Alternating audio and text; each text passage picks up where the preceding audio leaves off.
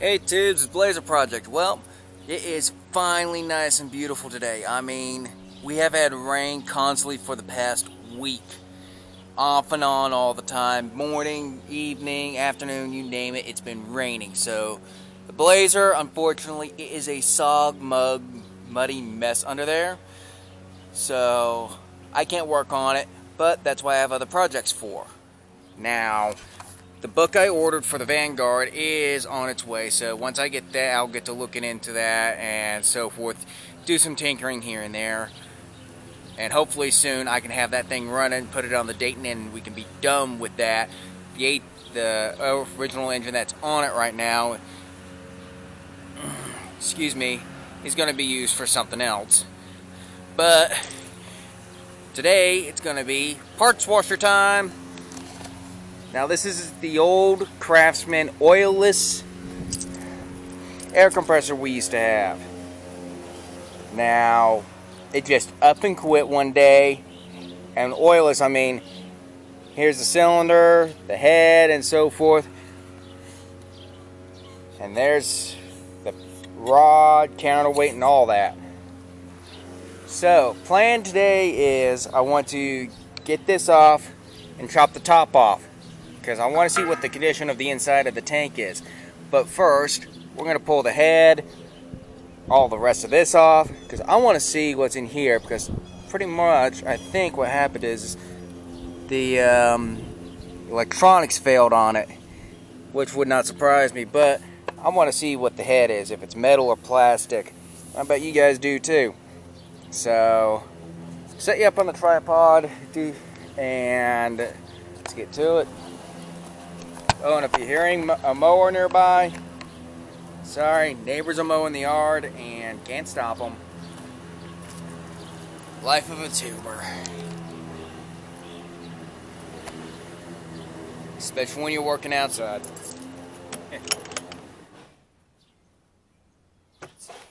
Creates.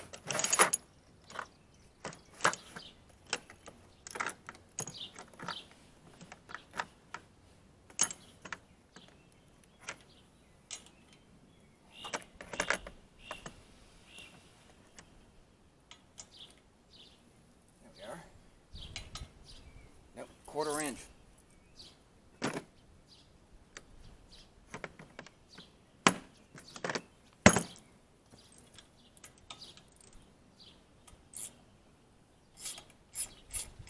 These weren't even tight. Let's make a little more force out of them.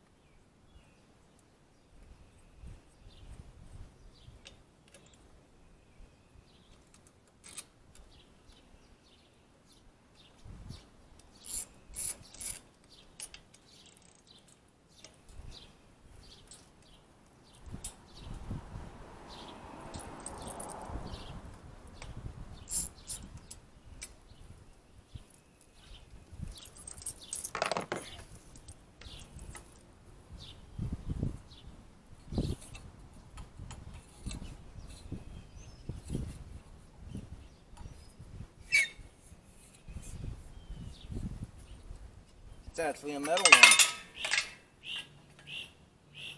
Aha! It's a 2-stroke.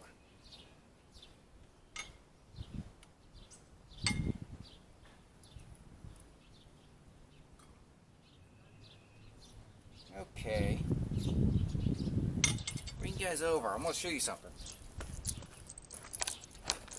Put that back so I can see. Alright. Here's the cylinder, the head itself. Air comes in one side.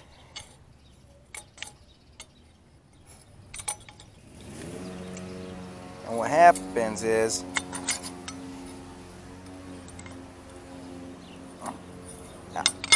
so I have that right way. The air comes in through the one side, and it goes in through these what are known as reed valves. they get sucked in through here to the piston, which amazingly is metal. Then comes out this reed valve into this chamber and right in. Not a bad design. There's no hole or anything, so I'm betting the motor freaking probably died. So I'm going to tear the motor off, get all this junk taken care of, and turn you back on once I get to that point. So hang tight.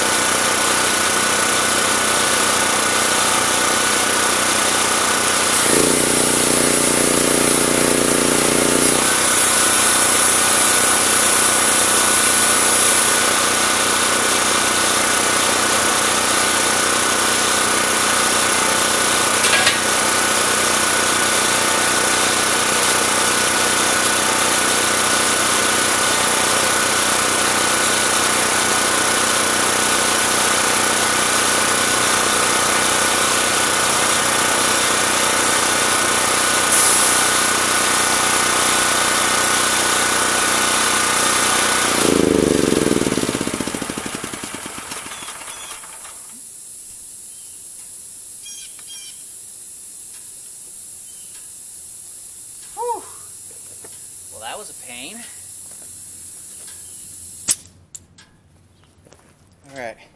It's also a highlighted danger that air compressors have.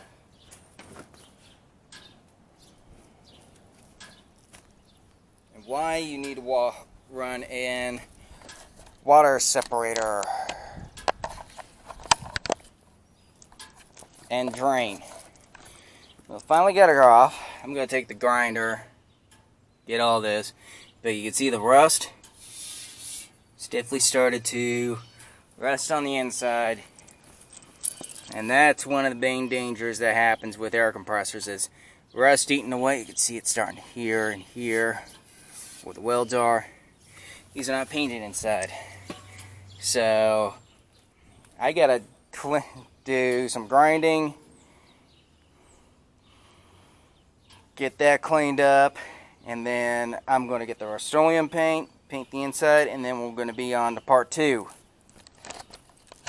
which is going to be the heating. So hang tight. Alright, this was half price at Ace. Yeah, it's a smoker grill, but I see it as a heater.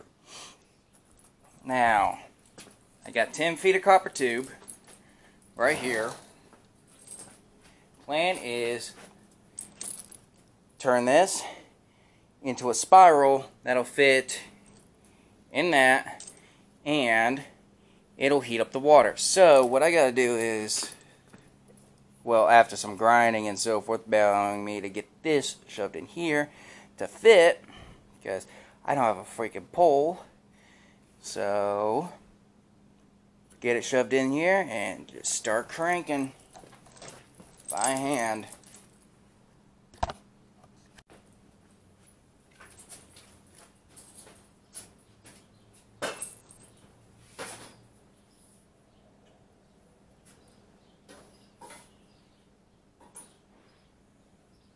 There may have it the wrong way.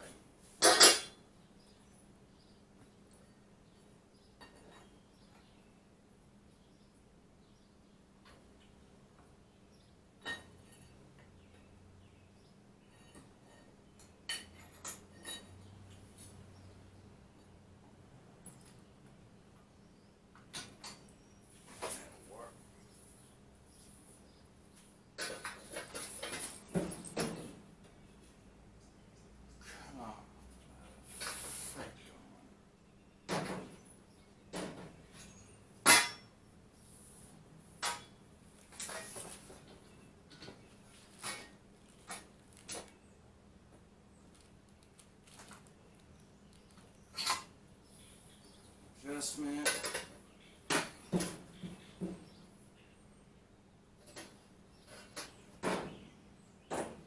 Bugger.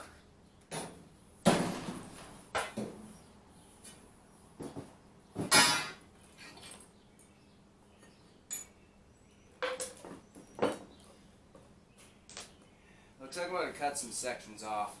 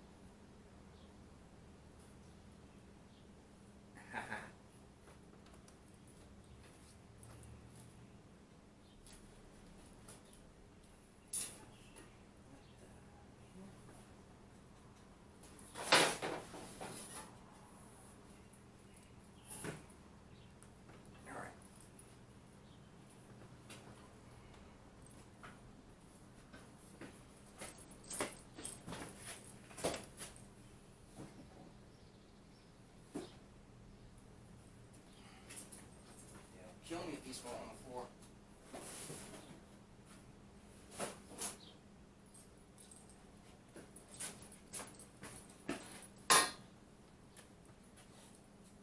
Well, that didn't work out like I wanted.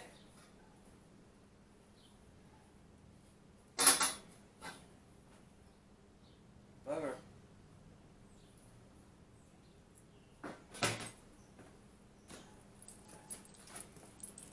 I have to come back to that.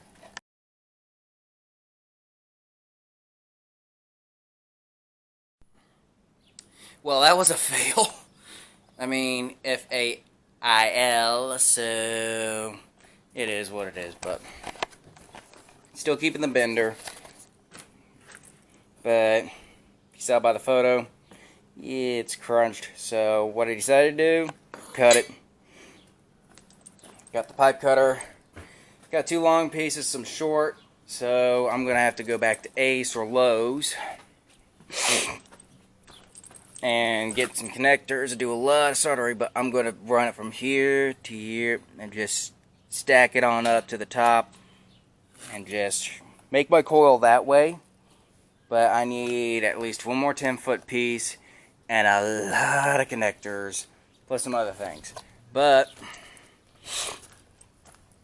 this dried out nice, it's clean, and you think, oh, you can run it like that. Answer is no. Now, if it was a trash can, I could. All I'd have to do is seal it up and everything, but I'm not going that route. So, I dug in, found the Rust-Oleum. So, need to pop the top, stir it up, and I'm going to be painting the inside of that thing completely. So, that's going to happen, and I'll show you the end result and tell you what the next step is going to be. So, give me a few. Alright, Rust-Oleum paint's on, at least one coat. I gotta let that dry up some more, because that's got more bare spots to get. So, I'm gonna go in the house, come back out when it's all tacked up good and dry for after about an hour. Plus also clean up my mess. So, there you go, first start of our the parts washer build. Now this, I'll be able to do cylinder heads, a 4-cylinder engine, possibly. Don't know until I get a hold of a block. I know a friend who has one who may want it cleaned, so I'll have to talk to him. But other than that, I mean, excuse me. Sorry, my throat is still recovering, but you see, I mean, it's not that hard to build one. Now, the heating element, yeah, it's going to take a little longer, but next time we're going to build the separation tank, which is going to help filter out the water before it reaches the pump. Now that is going to be critical, and that's going to be out of an old trash can, so that's going to be that. But other than that, we got the tank, got the start of the heater, had a bit of a fail, and it is what it is. That's all I can say. So, like, subscribe, comment, follow me on Instagram, and I'll catch you guys in the next one. Peace.